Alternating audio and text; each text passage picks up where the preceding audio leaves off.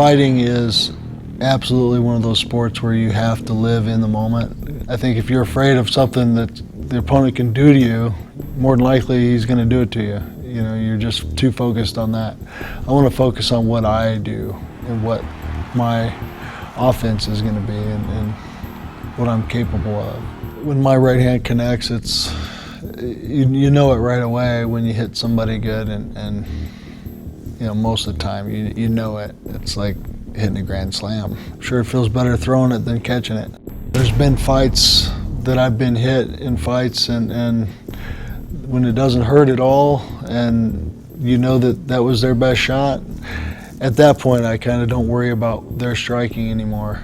I guess I've had a few pretty good finishes in the UFC, most of them by way of knockouts. I think the one that most people remember or most memorable was against Bisping and knocking him out. And now the Shogun finish as well. Both Shogun fights, I guess the finish of both of those. One went to decision and the second time the rematch against Shogun, you know, being in trouble the first 2 rounds and knocking him out in the third. Part of that was just me kind of standing around too much and not moving in the first 2 rounds where I got hit more.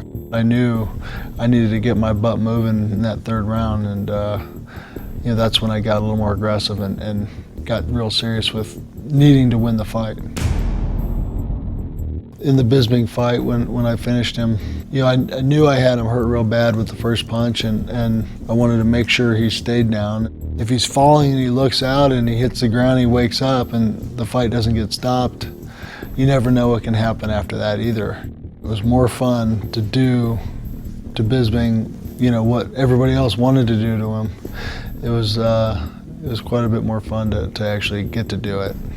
So I enjoyed that fight for sure. You know, he was one of those guys that I didn't feel had the power to hurt me, and after he hit me a couple times, I just, you know, started getting in his face a lot more and wasn't worried about it. He tried to take me down, you know, he couldn't do that either. So I think he was just stuck in a place where he shouldn't have been stuck, in the cage with me.